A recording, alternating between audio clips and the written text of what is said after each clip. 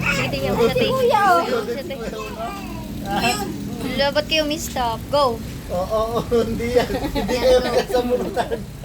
Ay, natatakot. Sige na dito. Ano?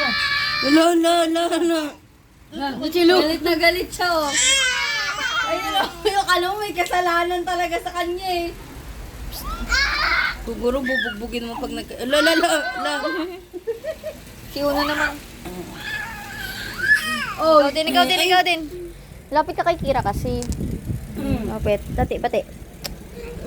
Ayun nga, eh. Nangaandar ka talaga dito. Isa pa. Natakot siya kay Aki. Natakot siya kay Aki. Ate Joy. Saan ka nagpa-check up? Kay Dr. Lilang. Ano yung lip tint yung gamit? Bakit? May ano eh, may lipstick. Nagpa-check up ko din to. Ay, mananabunot ka. Ano ba ito, te? Tumutubo sa tenga. Lala siya. Tumutubo sa tenga niya yung bata. Si Uno, di naman lumalapit. Ano ba ito, te?